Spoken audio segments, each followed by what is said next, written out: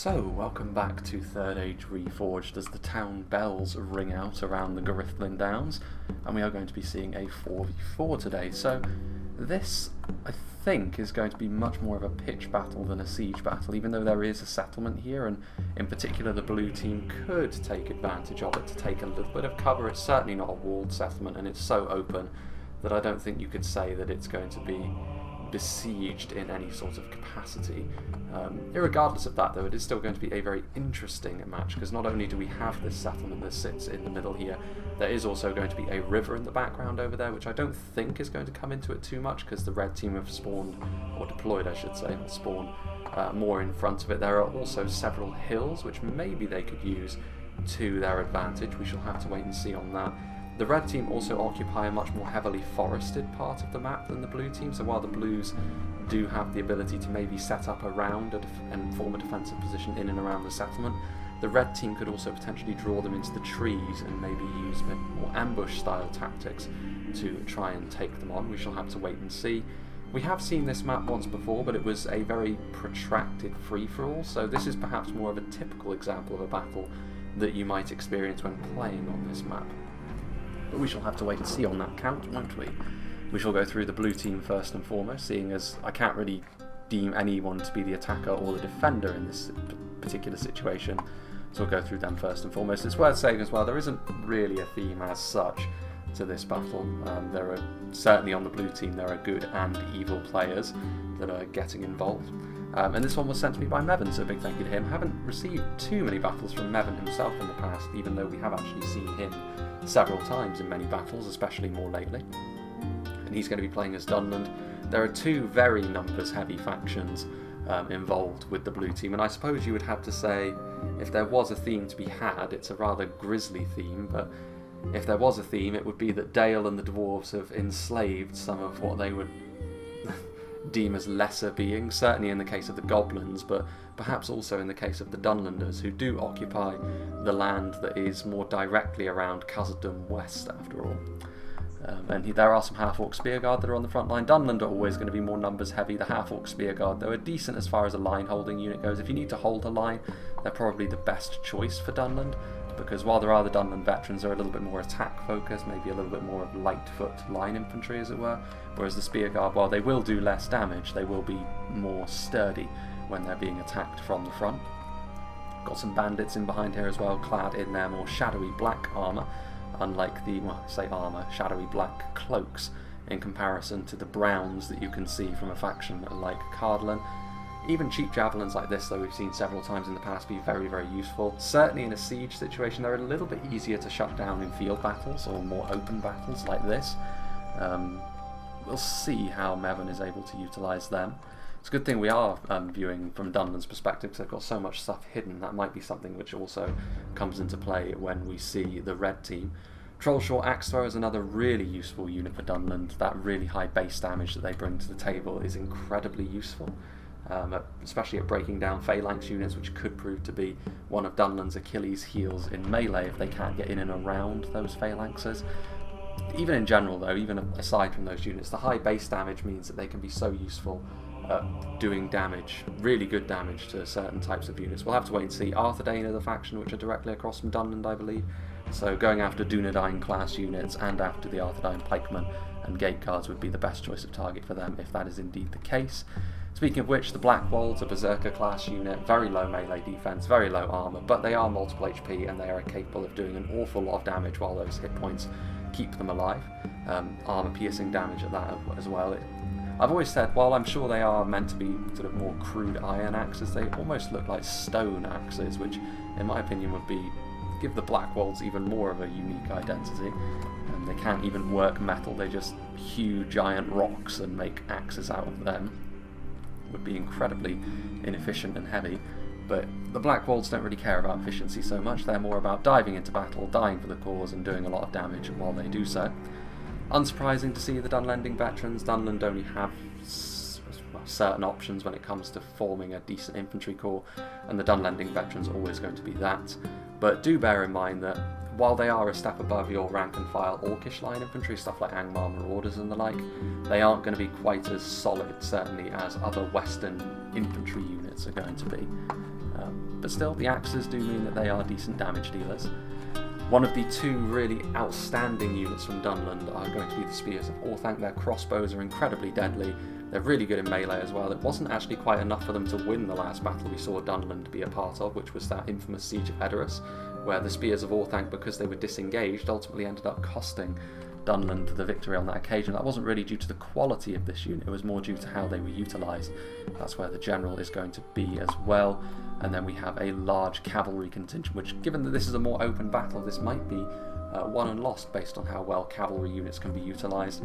Warg Riders are going to be here, which, considering Arthedain are one of the factions that are across the field, very good with their cavalry units, but Wargs anti-cavalry, so they can be used in a more defensive mindset. Got to be very careful though of all the archers which may be across the way. More Warg Riders over there. We've got some Dunland Outrunners, which are a unit of light lancers. How useful they're going to be in a battle like this, I'm not quite sure.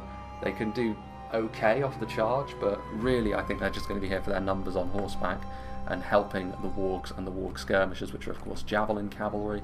And I'd be incredibly surprised, to be honest, if we didn't see the Riders of Orthanc. Are they somewhere? They could be hidden in and amongst here. They're the mounted version of the Spears of Orthanc. Perhaps not though, there is a ballista up on that hill over there as well. I'll have to wait and see if they do come out of the woodwork from somewhere. Then we have Ricky Beagle, who's going to be playing as Dale. Certainly a more at-home faction when it comes to defending. Certainly heavier than Dunland as well in terms of the armour that they bring to the table. Bardian Marksmen will be very good at skirmishing with the enemy, as Dale often try to get into that kind of fight. Dalian Spearmen, for much the same reason as the Half-Orc Spear Guard actually, they are a good choice for a frontline unit for Dale, because spears are very defensive, they're tough to wear down, but they don't do as much damage as a result. We've got some Lake Town units in there as well, Lake Town Infantry, more Bardian Marksmen, the Barding Herd, which add a phalanx, an armour-piercing phalanx, to being really rather sturdy as well. They've got a slight shield value, heavy lamellar armour as well, so I think Dale should be pretty good at holding a line, as often they are. Dismounted Earls of Dale, an upper end unit of line infantry as well, so we're seeing a lot of the higher quality units for Dale here, which offsets the more numbers focused army of Dunland that they have on their flank, and perhaps this was planned, or perhaps it was just good fortune that it has worked out that way. Swordmasters of Esgaroth, they're a little bit more focused around their melee defense, even with the armor upgrades such as how we see them here. They've also got that high base damage the heavy swordsmen are known for. Civilians are here. We've got some Dalian Raw Guard who combine being good, really good heavy archers and bodyguards here with being good heavy swordsmen in melee. And then you also have the Blackshot Dragon Slayers with their armor-piercing arrows from their wind lances, their handheld wind lances. The general is going to be in the Dalian Raw Guard. There could be more units as well. In fact, I'm sure there are more units hidden in and amongst the trees that are here, because that's far too small of an army for Dale to have fielded. This might be more of their army though. Yes, indeed, Dalian Cavalry, which essentially going to be a much beefier version of the Dunland Outrunners that we've already seen. Very swift, good off the charge, but ultimately a little bit fragile, as most cavalry of that class is going to be in the game at the moment. Bardian Marksmen, Barding Herd, and more dismounted Earls of Dale. Now we move on to Dale's natural allies in the Dwarves, albeit it's not the Dwarves of Erebor, it is the Dwarves of Kazadum, commanded by Lord Touchme. He has got some Hammers of Gundabad. Their locked morale makes them a really tricky unit to try and bring down. They aren't the absolute monsters that they are over in Divide and Conquer relative to other units, because there are other units from Khazad which fill that role. But the Hammers of Gundabad, a very fine unit of heavily armoured, armour-piercing shock infantry. They can deploy stakes as well, which is going to be potentially useful on a map like this. We'll have to wait and see, but the armour-piercing and the locked morale put together is what really gives them their gumption. Dwarven Miners, a unit of armour-piercing militia infantry, which, to be fair, for their class of unit, armour-piercing is a nice thing to have, but they are the closest thing that the Dwarves have to fodder.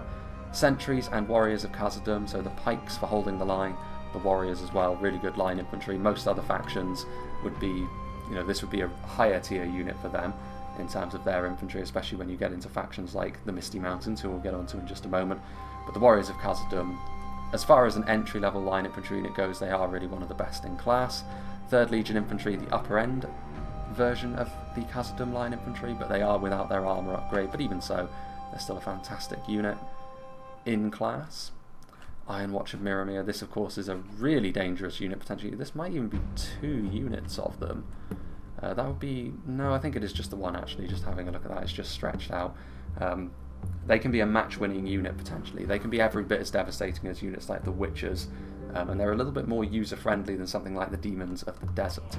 But we'll have to wait and see how they get utilised. Orc Hunters of Kazadum for skirmishing, which I imagine it's going to open up at least with a bit of trading in melee before we get underway. 20,000 frames is not an overly long battle, so I'd imagine things are going to get pretty grisly in the mid-stage of the fight.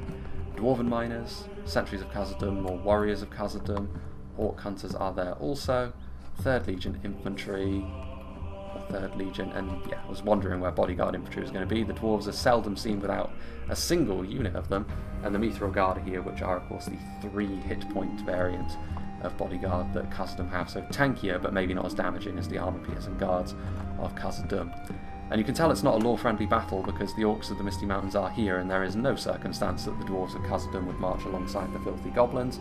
Once again, we're seeing the unpredictable beast that is the Mangonel. If the red team advance through the Mangonel, it could prove to be pretty devastating indeed. Heavy Goblin Infantry mixed with Heavy Goblin Halberds, a cheap and cheerful front line. As long as they don't have their formation compromised by anything, then they can start routing and dying in droves. 2 pieces of artillery from Finrod here, a ballista as well, so they could force the enemy to walk through the Mangonel fire potentially, but that will require some finagling on Finrod's part. Bolg's Champions are a fantastic unit of cavalry because they're devastating off the charge, but also there's not many units of cavalry that would want to get tangled in a melee fight with them. So we'll wait and see if that proves to be the case here. Drake Broodlings, again a very unpredictable unit, much like the Mangonel. We'll see if it's a 3rd piece of artillery. Catapult. I don't know if this is going to pay off for him. It might. In fact, there's a 4th piece of artillery over there. Mangonel. So this is the most artillery-heavy army I think I've ever seen in Reforged, because I've seen 3 before, but I don't believe I've seen 4. This could end up working out for him if he's able to coax the enemy into the crossings over here. It could end up being an absolutely terrible idea as well, though, because he's exposed some of his artillery, which the Dwarves of Erebor over there could very well end up swallowing whole very quickly. But yeah, Goblin Infantry and Goblin Halberds are going to try and cover that.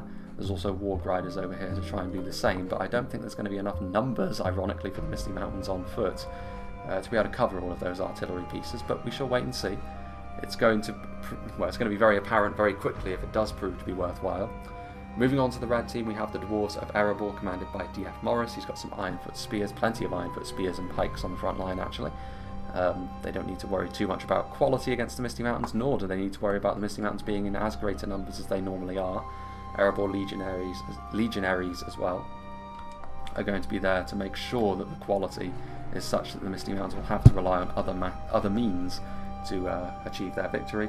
Ironfoot Axe Throwers are here, going to be really good at breaking up stuff like Heavy Goblin Halberds, but also actually the Pikes from their Dwarven brethren in Khazadum. Dragon Slayers of Ered Mithrin, they are the more attack-focused bodyguard that Erebor have at the very least. Armor piercing, only 2 hit points, but that armor piercing does make a big difference against the right kind of target, and you have to say that their fellow dwarves are most certainly the right kind of target. And there are also some Ironfoot Hammer Guard over here with some Ironfoot Wargoats, so he does have a mounted wing of his army here, Morris. I'm sure that he'll be wanting to avoid the wargs for the most part because it's not the most efficient engagement. But we'll have to wait and see, because all of that artillery does make it a little bit awkward to try and take him on. We have DFJ as well, who is going to be playing as the Realm of Lindon, a seldom seen faction in Reforged because their light armour does make them kind of awkward to play. Plenty of Harlindon Riders are here, so Horse Archers could be handy, but maybe less so against Khazadum because of all their heavy armour. Horse Lords of Ulmo are, at least at being aggressive, the most dangerous unit, potentially the most dangerous unit of knights in the game. But the lack of a shield and their lighter armour does mean once their hit points are gone, they're also the most fragile, so they do need to be wary of that. The 4 Lindon Archers already in range of the Dwarves across the way. Interestingly enough, they will actually lose a skirmish fight to the Orc Hunters because of their really light armour, but they could end up doing a lot of damage to the right kind of targets as well. Harlindon Infantry in behind here as well, a good unit of Elven Line Infantry. 4 Lindon Pikemen are here in great numbers, in fact. There they are. 4 Lindon Marines. Javelins going to be very, very useful for, of course, cracking through that heavy dwarven armour. And there are Noldoran Guard back here as well, which, in terms of armour values, are every bit the rival of the Dwarves, unlike all of the units that are standing in front of them. And that is just about that for Lindon, I believe, unless they've spread themselves out all the way over here as well. Nope, this is Gondor.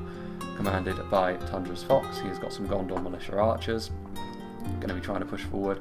The skirmish fight between Dale and Gondor would be two immovable objects against one another, really. I think you would maybe give the slight advantage to Dale, because Gondor have got to spend more to get to that point.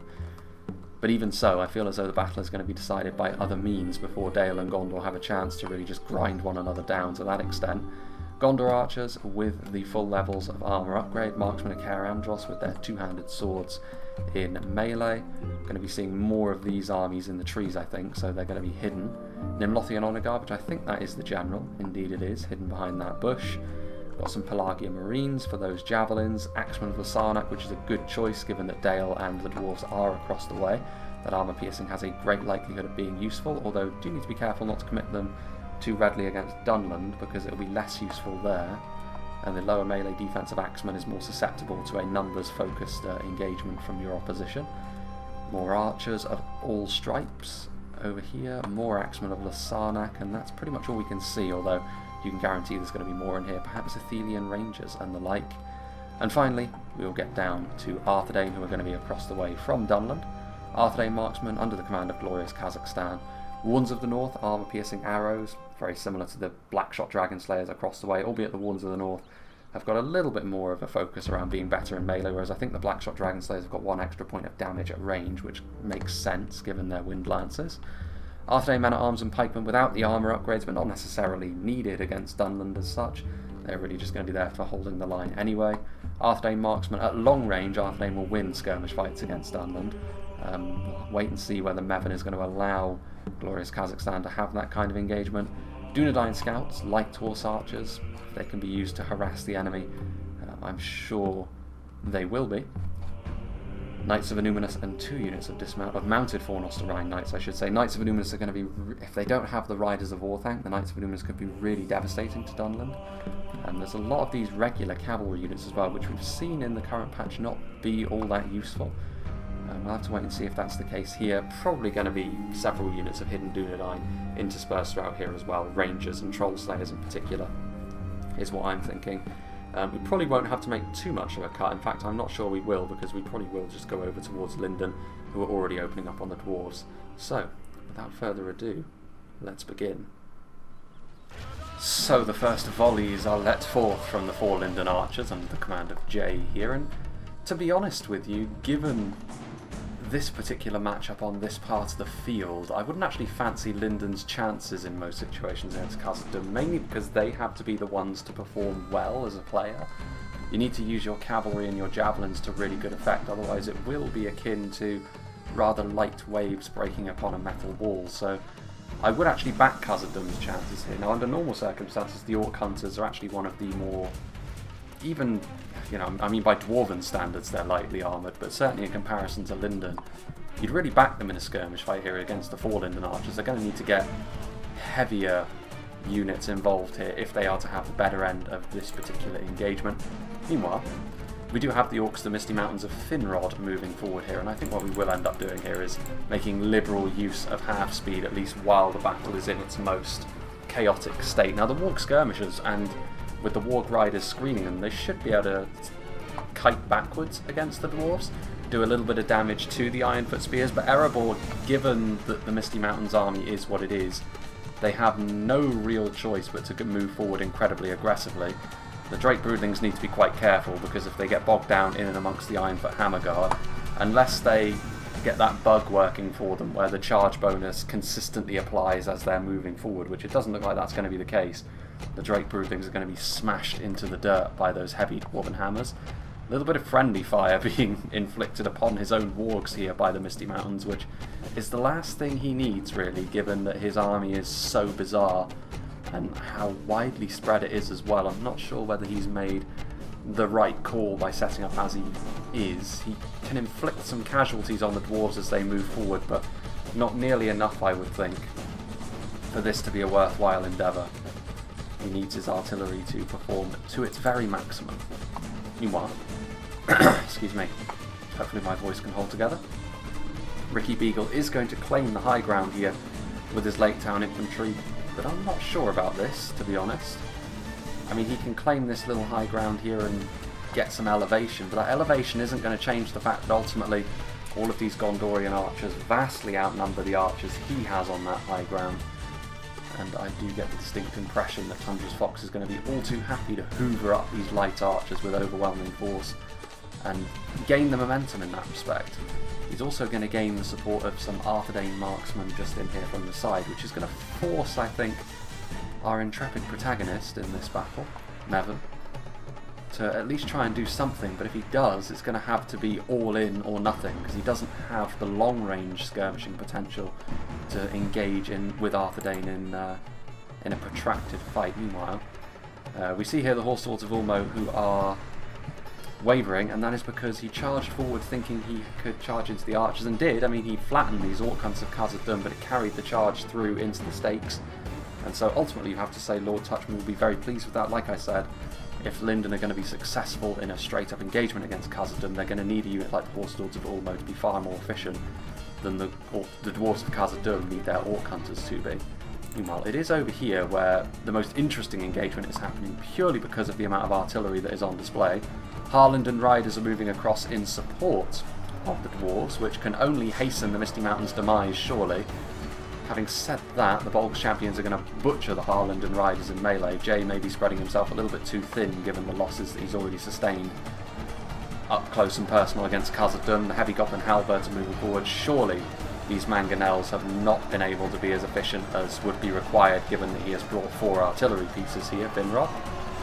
And Morris will be all too happy to slowly move forward and try and inflict some of this dwarven quality upon the Goblin front line. Now, Heavy Goblin Halberds individually can actually be fairly efficient. Dragon Slayers perhaps lucky to not take more losses from that artillery, but considering the numbers of dwarves that are crashing down upon the goblins here, and considering that there are Dragon Slayers at the very heart of this push as well, the goblins really aren't going to have too much of a chance unless they can get in and around the enemy lines. Warg skirmishers are moving forwards. There are goblin infantry that have revealed themselves as well. The other mangonel a little bit further back. Goblin infantry, this is where he can reveal all of his hidden units, but are these hidden units going to be of the quality levels required, or the numbers required, given the amount of outlay he will have had in bringing this many wargs and artillery pieces? Forward come Ironfoot Pikemen, exactly the sort of thing which is going to anchor the dwarven line firmly in place, although with all of this artillery on that side of the river as well, things could get messy. I think what Finrod is going to have to hope for here is that the dwarves panic a little bit, expose themselves in a few places, and hope that that's going to be sufficient. Blackrock Engineers shooting perhaps at point blank. I mean, the Warg skirmishers are not going to do too well in a protracted melee fight here. Meanwhile, over on the other side of things, let's go back up to 1 speed, shall we? You can see here arrows being flung back and forth, Dunman outrunners.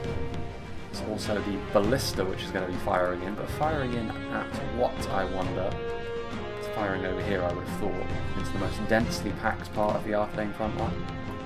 You can see the crispy, burning corpses of the Arthedain pikemen and men-at-arms. Gondor, meanwhile, still content to skirmish with Dale, and considering that the fight is happening in this manner, I'm not too surprised. Gondor do need to be careful they don't use up too much of their ammunition. They also need to be careful their Mithrandir's retinue doesn't get bogged down in and amongst these Dalian Spearmen. They may have gotten the charge off, but caught between the spears and the Dalian cavalry, that could have been maybe a little bit more taxing on the Mithrandir's retinue than Tundra's Fox would have been hoping for. Other than that, though, we're not seeing a great deal of other movement. Dunman outrunners going to try and charge up that hill perhaps, but Mevin's light cavalry, while it is attracting the attention of arrows, which is arguably the best use for a unit of cavalry which tends to perform this badly, he does get an uphill charge, going to get some kills. Well, that was actually a very nice charge on a unit as light as the civilians, so filling their boots in terms of kills. That can only make the outrunners an efficient unit in this situation. Getting any kind of kills and attracting any kind of attention from the ranged units that are over here can only help their cause. Forlost Rhine Knights are going to try and stop them from doing that another time. There's also the Lake Town infantry as well. Meanwhile, skipping back across over here, there are wargs in behind the enemy lines. Ironfoot Wargoats are going to come over here to try and bottle them up. Crossbow bolts are going to be coming in. Also, arrows from the Elven Horse Archers. You can see here there is artillery strikes coming down, but I mean that was a very nice hit actually on a very densely packed unit of Erebor legionaries. Quite fortunate perhaps from the Misty Mountains, but they need a bit of good fortune when they brought this much artillery. Horse Lords of Ulmo in the back lines against the Misty Mountains as well. Khazadum maybe needs to come over here and assist his ally a little bit. He's had a good start against Lindon, and perhaps he wants to continue to show a strong front against them, but it's not going to end that well for Khazadum if they allow the Misty Mountains to simply be destroyed in this manner. Heavy Goblin Infantry are over here attempting to block the passage of Dragon Slayers Varys Mithrin, which is always a little bit worrying. They aren't going to have the strength to be able to do that. Ballista bolts and artillery strikes aside, the Dwarves are being made to pay for every inch by all this artillery, but like I said, there is a real price to be paid for that, and that is the fact that the Misty Mountains front line is buckling pretty much at every turn. Horse Lords of Ulmo are still there. The Ironfoot Wargoats are coming in here as well, so between the Elven and Dwarven cavalry here, the peripheral units from the Misty Mountains are also being hunted down and destroyed. Goblin Infantry unsurprisingly routing under all this charging, Heavy Goblin Infantry doing the same. Heavy Goblin Crossbows will be hoping to finally shut down the Horse Lords of Ulmo. We've had a pretty hard time of it in this battle, and indeed they do get scythed down there. So that's going to be the end of them, but the backwards momentum continues. Perhaps that's what they're hoping for though, continuously retreating, continuously doing a ton of damage over here. If this works out, I mean this is where it has to in this river crossing, and they're doing an awful lot of damage. There goes the general, surrounded on all sides by halberdiers, and not actually the artillery that is the cause of his demise in the end, and maybe the Dwarves of Kazadum and Dale judging this just right. If the Misty Mountains, even if they can do terminal damage to Erebor, it may be enough given the fact that Lindon won't fancy a frontal engagement against those dwarves. We have a full-blooded melee engagement over here now, with the Gondorians moving forward to try and shut down the Dalians that are on the front line, with Orc skirmishers coming to their aid, but Bardian Marksmen not going to do very well against those fully upgraded Axemen of Lasarnak in melee, and catching out these units of archers in melee is also going to help the Gondorian cause, because it means they'll have probably overextended themselves a little bit. Four Nostali Knights are coming in as well, crushing in.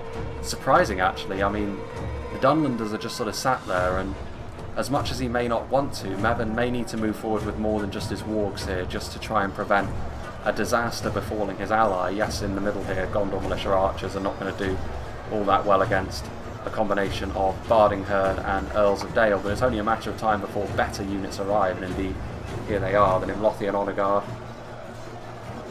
Dale Infantry is not going to enjoy being in melee with a unit this tanky, and with that armour-piercing bite that goes along with them as well.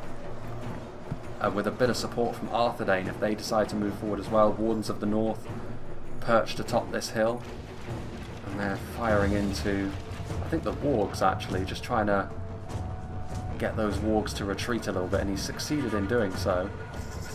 I think the time for caution for Dunland has come and gone. If he continues in his rather stationary fashion, his ally is going to be forced back, and I do think that Dale probably made the wrong choice by having a rather weird shaped front line. Trying to occupy this singular hill has allowed the Gondorians to rather easily shoot at them initially and now surround them with a heavy melee presence. Gondor archers moving forward, but again being supported by the strong hands of the Citadel Guardsmen. Dale also had a few units over here though, which is where they may yet gain a bit of an edge. Alongside Khazadum, they should have enough in the tank to halt the advance from Lindon, but Lindon could also turn this engagement in their favour as well, if they can use units like the Mithlond Marines to good effect. This is going to be how they attempt to, a blank fire, not how he would have been hoping to open proceedings. Warriors of Kazadum are here. This is a pretty full-blooded engagement for the time being. I mean, the Hammers of Gundabad won't be as effective as they would have liked, but the Sentries of Kazadum and the Four Lindon Pikemen relatively similar in what they offer. You think of Lindon as a more pike-centric faction than Kazadum, certainly, but the push continues. Meanwhile, over here, has Finrod ultimately been successful? I'd be shocked if he has, and the answer is no, ultimately, in spite of the more grievous casualties he's inflicted on Morris than I think he would have liked. Erebor have still been victorious over here, and all that the Misty Mountains have left are very scattered remnants of Goblin Infantry and Heavy Goblin Infantry. He does still have his crossbows over there, which is still a significant unit. And to be fair, Erebor are not really going to be able to move in and be that decisive at hitting the flanks of Khazadum. And Finrod can still save an Orc Mangonel for later on. Pikemen are moving in, they're going to try and get a point-blank shot with the ballista. I don't know if they're going to be successful at that, and indeed they're not. Unfortunate for them. It was better than it had any right to be, in terms of expense, bringing those 4 units of artillery. But ultimately Finrod won't be victorious. It'll be a narrow victory indeed, and Erebor will not be able to come and save his Lindon ally. So Lindon is going to have to win this fight over here under their own steam. The Noldorin Guard are going to come in and instantly break the Orc Hunters of Khazadum, which is a good start. And again, this front line here in the middle, the blue team with Dale and Khazadum there, they've got this weird thing where they've overextended themselves a little bit, I think, and just the shape of the engagement alone might be enough to cause serious issues. 4 Lindon scouts with a nice rear charge there into the Hammers of Gundabad, just allowing that cavalry in behind enemy lines when there was no need for it is another example of that, just sending forward not enough, the reinforcements being a little bit too far away, which especially when it comes to the dwarves, not exactly rapid with their response. 4 Lindon scouts continuing to try and cycle charge back and forth, but they're a very fragile unit of cavalry then. Meanwhile, yeah, this initial front line from Dale is going to end in disaster ultimately. Tundra's Fox with his Nimlothian Honour Guard surrounding them. And the Axeman of Lasarnak moving forwards as well. Got his Dalian Royal Guard at the top of this hill, so hasn't gone too well for the blue team here. Nor did it go very well for them on the other side with Finrod ultimately. Well, it's ironic actually, I think Finrod put up more of a fight with his very weird Misty Mountains army than Dale and Khazadum have done so far with their more conventional armies, purely because of the rather questionable choices they've made with how they started their engagements. And in more of an open pitch battle like this, that can be utterly disastrous. Dunland here still with many of their units hiding, but the problem with hiding is as soon as you move, the camouflage is broken, and it's only useful if the enemy deigns to march into your territory.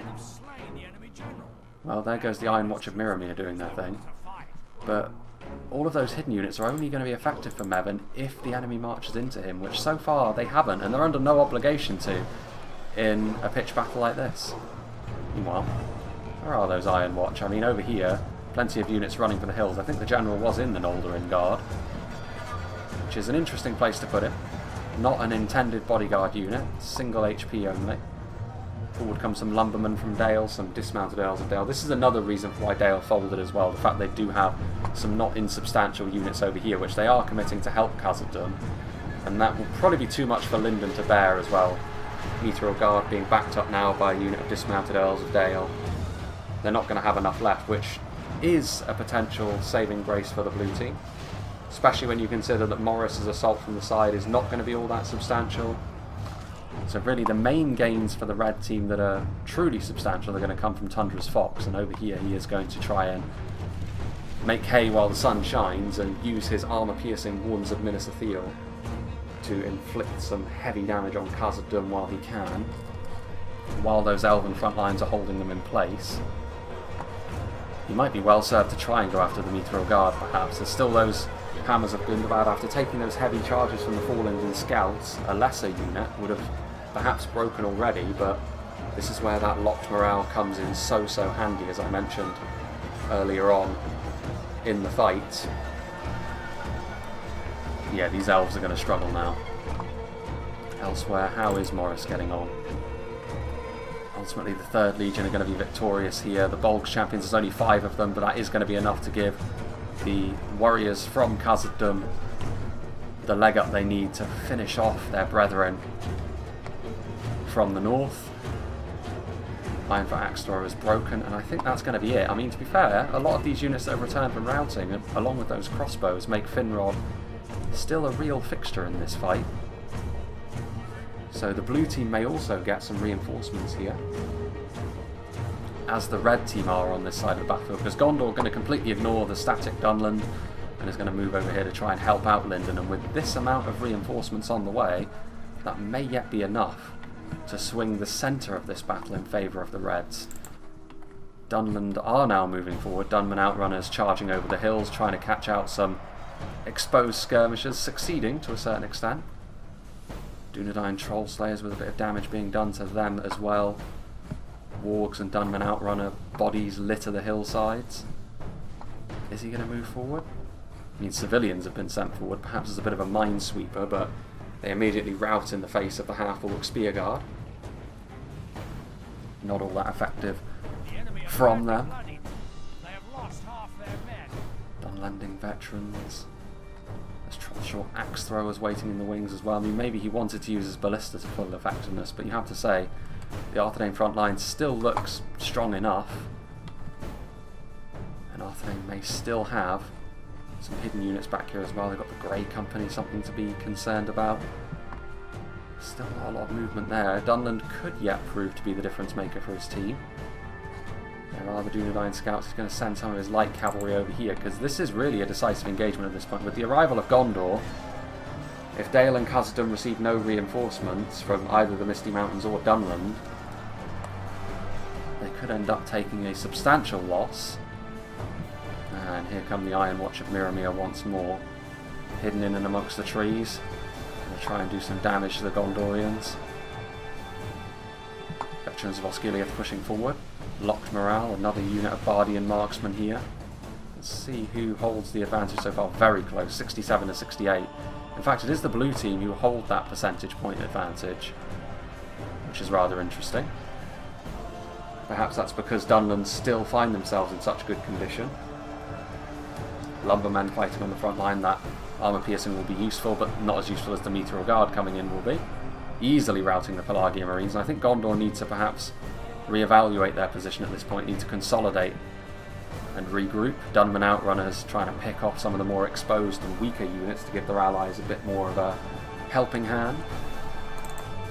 And along come Khazadum and the Misty Mountains. They managed to remount that mangonel. Playing the long game are Misty on this occasion. And with more dwarves from Khazadum, goblins from the Misty Mountains arriving, perhaps Gondor are not going to be able to make this engagement decisive. Dunland and Arthedain will be fighting more of their own isolated 1v1 on the other side, which whoever wins that battle could yet have a telling influence on the overall outcome of the fight, but honestly, more and more perhaps it's Arthedain who should be looking at this engagement and thinking, maybe I'm going to need to do slightly more here. Horns of the North getting into place. Whatever happened to the Knights of Luminous? Well, that's what happened to them. I'm not sure what ultimately befell them, but there's only one bloodied example of their number that remains. Still, there's not an awful lot. I think Glorious Kazakhstan perhaps sees what way the wind is blowing in this fight and is going to now march towards Dunland. In some ways, I think Mevin is quite fortunate that he's going to be able to utilise his hidden units in this manner. If the battle was going against Dunland over on the other side, it would have backfired this quite badly, so it was risky. But in the long run, I think this is going to pay off, because if Arthedain do need to march towards Dunland here, the flanking fire from the Trollshaw Axe Throwers, and then ultimately the overall flanking from the Black Walls, there's plenty of units, Spears of Orthanc. While the overall quality of some of these in frontline units is questionable from Dunland, with the support they have, with the benefit of the ambush that they should have as well, they should be just fine. Arthedain marksman victory seems certain. Only a fool could lose this battle. Quite so. We'll rejoin them momentarily. Just a cursory glance over here. I think the blue team are in the ascendancy here. Perhaps a big part of that has to do with how Lindon did ultimately collapse in the face of the dwarves, and the Gondorian arrival was perhaps a little bit too late, but also not sufficient enough. The Iron Watch of Miramir surely played their part in that, but also just the fact that I was worried about that engagement right from the off, to be honest. The cavalry wasn't used as well as it could have been. Gondorians fighting their hardest. 2 Dunland outrunners, that's a little bit... This is a little bit optimistic. There goes what is almost certainly the Gondorian general, and now Gondor collapse. With that, I think we are going to see a blue victory here. Blackwald's flanking around now, as are the Trollshore axe throwers. The trap has been sprung, but it was a trap. Even if he was aware of it, I don't think Arthedain had any choice really but to walk into it. They had to try and make something happen. And I don't think it's going to pay off, but yeah, now I think the dominoes are going to fall. And I think the blue team will be victorious. A number of things added up for that, but ultimately it was Lindon's collapse. You have to say, the rather unorthodox army from the Misty Mountains wasn't actually the worst thing either, because Erebor, they weren't able to beat it. They were always going to win that fight, but they weren't able to beat it by the margin that they needed to in the end, in order to be able to come to Lindon's aid in the end. It was actually the Misty Mountains with some of their units that had routed and come back, which is ultimately going to come to the aid of Dalian Kazadum over there. Unfortunate to say the least for the red team. What began with a bit of promise actually isn't going to be able to see things through. Arthedain men-at-arms routing in the face of the Blackwalds and overlapping Trollshore axe throwers, who are almost certainly now going to get a really brutal rear shot. There's flanking fire coming in. There's attacks coming in from the rear of the Blackwalds. Yeah, this is textbook. They've advanced into enemy territory on a wing and a prayer, as they had no choice but to do. Trollshore axe throwers taking a lot of damage from the Grey Company, who could yet fill their boots in terms of kills.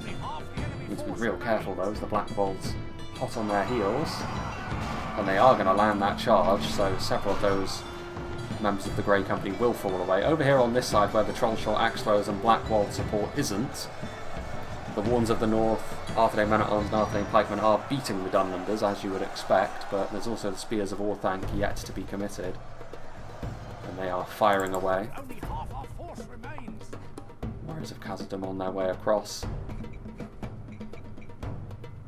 Yeah, I think it's weird to see 4 artillery used and kind of work. Maybe he got a little bit fortunate with the fact that he had this little island over here that he could deploy upon.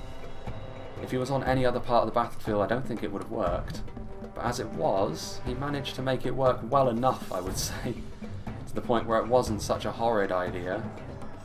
One of the very rare occasions where that will be the case, surely. 1 Erebor legionary, surrounded on all sides by heavy goblin infantry. How many hits can he take before he ultimately succumbs to the damage?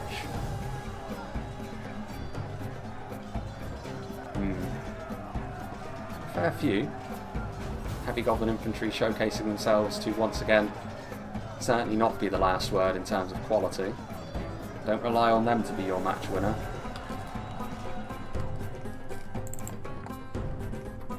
Elite units win you battles, fodder units win you wars. Blackwalds, meanwhile, taking a lot of damage actually from the rear. The Arthedain front line mostly turning around at this point, having been victorious to a large extent from the front. Well, actually, there wasn't much of a battle going on here. Clean terrain. Half-orc spear guard coming in from the side as well.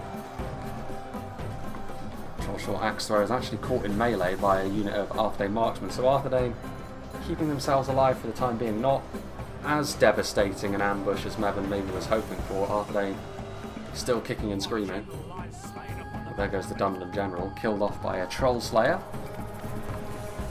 The Spears of Orthanc suffering from a flanking movement of their own, and actually this is a fight that the troll slayers should win. That armor piercing will give them a real edge in this fight. Also the fact that they are still trying to shoot, turning their backs upon the mighty troll slayers, is not going to help their life expectancy by any means. Nice spin move. List of their bandits, a lot of routing going on. As a matter of fact, you have to say, Dunland may end up losing this fight in the end. That quality really coming in clutch for Arthedain. It's not going to matter too much, I don't think.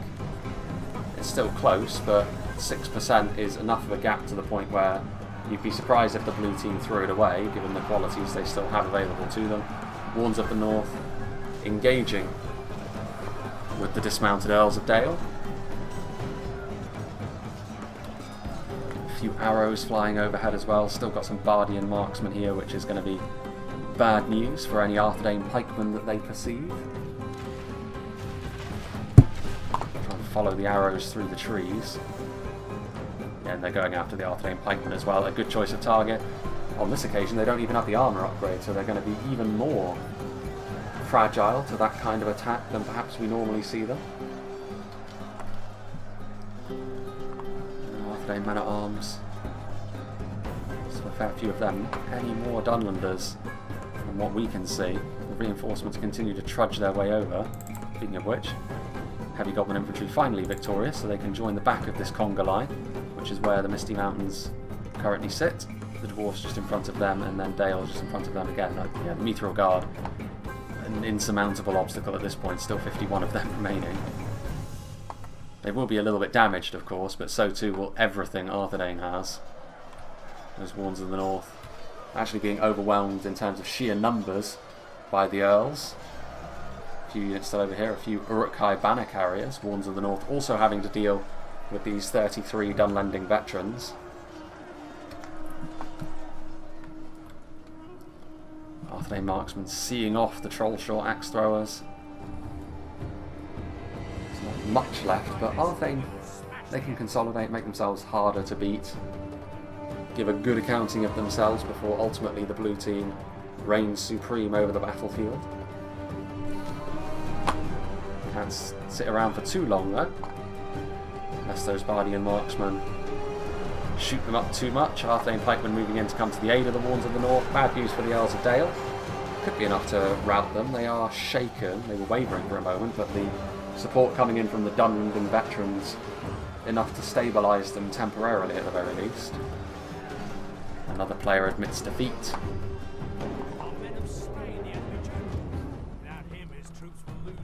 Surely that's the Arthedain general as well. The last one left standing as the Dwarves start to arrive as well. There's one Athala Ranger that remains. Hard to tell what kind of impact units like this have. There's so much tree cover in a map like this. And Dale clearly must have done a fair amount of damage to Gondor on their advance forward, otherwise Gondor wouldn't have fallen apart in the face of the combined force of Dale and Khazadum. So as much as it looked like Gondor was doing quite well, in the end they didn't have quite enough to see that momentum through right to the end game. Arthedain men-at-arms. Only 35 of them remain. Pike to pike. The sentries of Khazadum are going to have by far the better end of this engagement. Especially with a bit of ranged support. Some Arthedain marksmen left alive. Oof. The Misty Mountains remounting their ballista, once again showcasing their huge focus on artillery in this battle by still having a presence in that regard in the late game.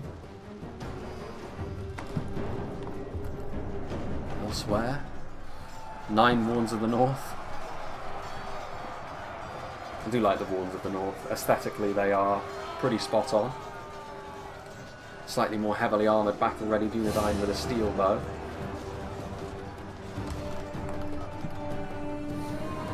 Marksmen, still the Ironwatch Miramu, which we never actually saw them firing their projectiles, we just saw their projectiles land. Which again, you've got to be really careful about units like that on maps like this, because they're easier to conceal, and if you allow them to get their shots off, as Lindon learned, much to their chagrin I'm sure, that is pretty much a death sentence. Especially when you're more reliant on fine movements and individual performances from units like Lindon are. The javelins may have done some damage, but the cavalry, you know, charging those Horse Lords of Ulmo into those stakes was a real no-no. Warns of the North are routing at this point. That's pretty much everything that's fighting in melee. Actually, no. There's still something fighting the good fight over here. What is it? A single... Actually, no. 2 Troll Slayers standing among the ballista crew, trying to get as many kills as they can. Pad his kill count a little bit, perhaps. I think Glorious Kazakhstan has earned that right, although not able to get any swings off here, getting stun-locked by the Mangonel crew, and ultimately not allowing any more kills to fall under those axes. Arthedain marksman routing. Something must have returned from routing, I assume, for the battle to still be going on. And indeed, there it is. the one unit that remains, Arthedain men-at-arms, 46, they will rout before they get into melee, I'm sure. So we can actually take a look at the final stats. So 8% the difference in the end. And yeah, matchups I think were one of the things which the blue team got right and the red team struggled with a little bit. Have to say that Lindon struggled. I also think that in the end, Dunland versus Arthedain was a matchup which Arthedain for most of the battle actually had the better end of that, but at the key moment when his team was struggling and he knew he had to move forward and try and do something, that's where Dunland were able to capitalise and do some damage. So that's another area. Because if Arthedain ended up winning that fight comfortably, which they could have done based on quality, but they couldn't because of the losses they'd already taken in the fight, they would have had more of an army to try and meet the rest of this force head on. But in the end, they were a battered and bruised mess by the time Dale, the dwarves, and what remained of the goblins arrived. Well, there's no need to worry about that because the battle is over. Indeed, and the GIRITHLIN Downs and the village within remains under the blue team's possession. So in the end, the dwarves and the Northmen, more than a match for, more of an evil alliance, I guess, the corrupted Northmen and dwarves, facing off against the men, elves and dwarves, the trifecta united, but not enough to dislodge this defensive force. Even with 4 pieces of artillery, the Misty Mountains were still far and away the most numerous force on the field, which is kind of surprising considering what Dunland can usually do. They can usually be the match of the Misty Mountains in terms of numbers, but not on this occasion. Let's see what did the damage for Dunland. I would imagine, yeah, Trollshaw Axe Throwers breaking 100 kills with one unit, 71 with the other, which considering the amount of kills the rest of the army got, that's not too bad. Half-Orc Spearguard with 97, not too bad against Arthedain infantry either. The rest of these units, and the Ballista getting 123, so slowly but surely that did manage to pay off. A lot of Dunman Outrunners, which, considering how cheap they are for cavalry, and considering how I don't rate non-bodyguard cavalry in this version of the game at all, you know, it's far too difficult to use. It's not to say it's useless, it can be used well, but more often than not, it's more trouble than it's worth. But to be fair to him, I think on this occasion, Mevin actually did use his Outrunners to good effect. And his wargs and his skirmishers, a very mounted unit heavy army this, which goes some way to explaining why he had a smaller army. Yeah, big thank you to Mevin for sending this one in. Big thank you to all of the players for being a part of this battle replay as well. It's nice to do a battle like this that breaks up the standard large-scale sieges that you see. So it's good to see, and it's been a while actually since I did a more standard pitch battle like this. Certainly by the time this comes out, it'll probably be getting on for a third of the way through September. So yeah, I think it was about time that another one of these came out, and it's on a map which you've only seen once before, and it was in a rather unorthodox free-for-all anyway, so this is perhaps a little bit more typical from what you would expect if you were to play a battle on this map. You could use it for a siege as well, I suppose, but it's very difficult to defend. It would be so open that it perhaps would not be wise to expect a victory from the defenders if that's what you were wanting to use this map for. But yeah, big thank you to Mevin once again for sending this one in. As for what's going to be coming up next, I do have another scenario from DF Boris, which I will be doing relatively soon. It's, again, more Arnorian themed, based soon after the splitting of Arnor, essentially, with Arthedain, Cardlin and Rudauer certainly being a part of that. I haven't actually seen it in action yet, haven't actually looked at it or recorded it yet, but that was the theme, so I imagine that will probably be the very next one after this, actually, so that will most certainly be a thing. I've also been sent a couple of Moria replays, which I will be interested in doing, because that last time I tried that map, it caused my computer to not just crash to desktop, but crash completely. That was the infamous one that I got sent by... Who sent that one to me again? The name escapes me, even though it's a name that I've seen several times. Irregardless, it was a real problem child of a replay, so I'll be interested to do another Moria battle just to see if it repeats itself there. That might be soon, although there are a few other battles on maps that I have which are much more seldom seen, so they'll probably be pushed in front of Moria, but that will be something else which will be upcoming as well. By the time this replay comes out as well, another longer trip away will be upon me. The reason I've been able to keep up a 2 battles per week schedule up until this point, in spite of what I said in my last channel update, has been because the last trip away I had was very small. It was only 4 days. This one, however, it could end up being as long as 4 weeks, which is why I'm trying to record as much as possible to get enough in the tank to the point where I can at least see myself through to the other side of that. So that is worth bearing in mind moving forwards.